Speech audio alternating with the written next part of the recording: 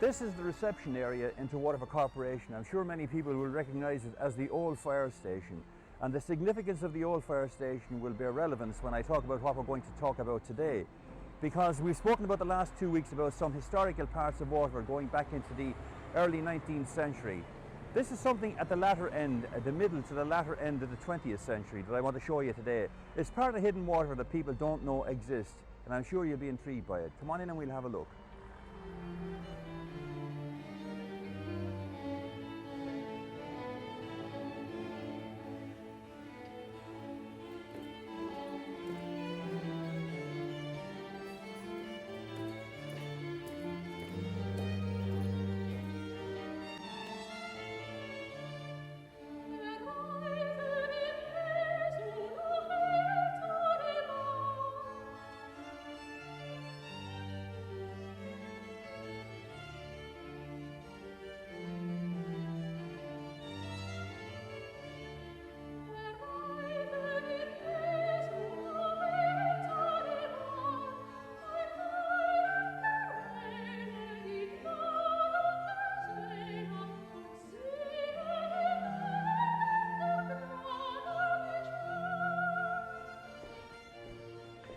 Now, we've seen some of the hidden delights of this building that everybody knows about. We've seen the mayor's chambers, his magnificent glass outside the landing, and indeed the executive offices of Waterford Corporation. In here we have the large room where each summer the Waterford show is held and other gatherings are held as well.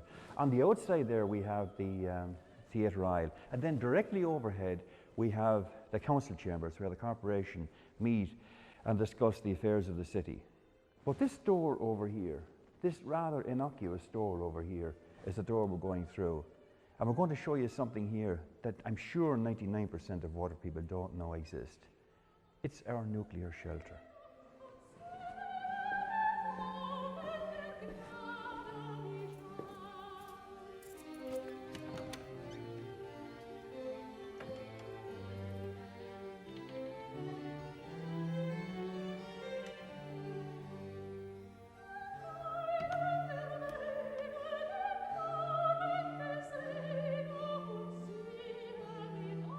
Well, we've seen the thickness of the walls and indeed the strength of the beams. The walls themselves are nearly 2.5 to 3 feet thick. And I suppose if one wanted to hide someplace from a nuclear holocaust, this was the room to be in. Now let's talk a little bit about why such a room was erected in the first instance. It wasn't erected by Waterford Corporation, far from it. In actual fact, this room was erected at the instigation of the Department of Defence, because they saw that if we were under nuclear attack, Ireland that is, why we should be under nuclear attack even now, one can only smile and say it was innocence, why we should be under nuclear attack, but if we were, we should have some way of, after the effects of it, of looking after the populace. And therefore this room was erected specifically to hold the Army, Civil Defence, the Red Cross, the Knights of Malta, the Fire Brigade chiefs, and I suppose the city manager probably from Waterford Corporation, but the mayor, none of the corporation members would come up here. And they would stand here or sit here and they would be enclosed in this, because it was a tomb, enclosed in this concrete tomb to decide what they would do outside for the people who were outside. Now, this begs the question, number one, who would be outside? Because everybody outside would be dead. And indeed, the rescue services that were outside would not be able to communicate with those inside because all communications would be broken. So in that sense, it was a rather fruitless decision to do this, but it gets more humorous as we go along because I'm going to point something out to you in a moment or two, which I'm sure will make you smile. Now, first of all, the Cold War was over, and we had, I suppose, really, we had what everybody called at that stage the events, the nuclear crisis, when Armageddon was facing straight in the face between the Russians and the Americans over the Cuban Missile Crisis. Now, the Cuban Missile Crisis, everybody genuinely thought that that was it. If the Russian ships did not break through the American blockade, the world was over. They were going to fire off these nuclear weapons at each other.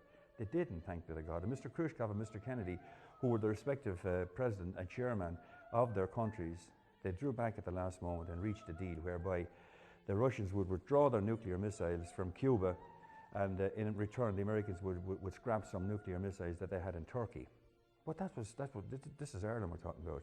We were going to do something different. Now, what we hadn't taken into account was this, even despite the fact that we weren't going to be nuked because there was nothing of strategic importance in Ireland. If they wanted to, the Russians could have nuked any of the places along the east coast, the west coast of England, the east coast as we look at them, as in Liverpool, Bristol, Cardiff or Swansea. And had they hit them, the fallout would have obliterated everything in Ireland in a line from Derry down to Youghal.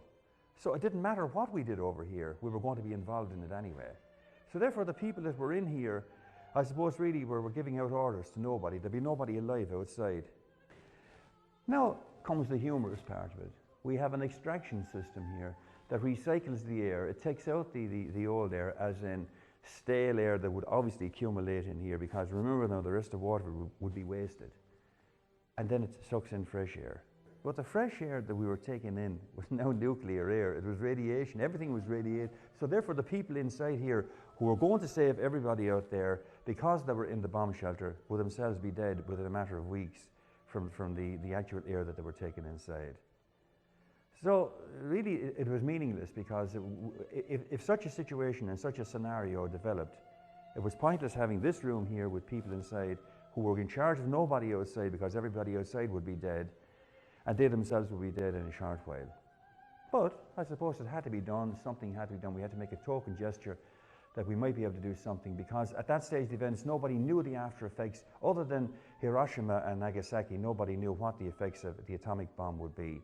We didn't have Chernobyl, but now that we've had Chernobyl, it even makes this room look more archaic. One wonders now, would anyone ever escape from anything that had happened there?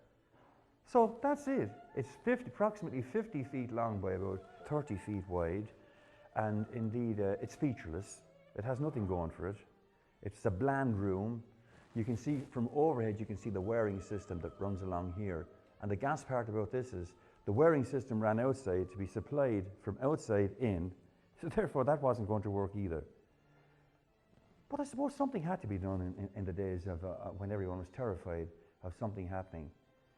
But little did we know that when this room was first erected, that we might have been facing into a nuclear wasteland, and this was our only piece of survival equipment.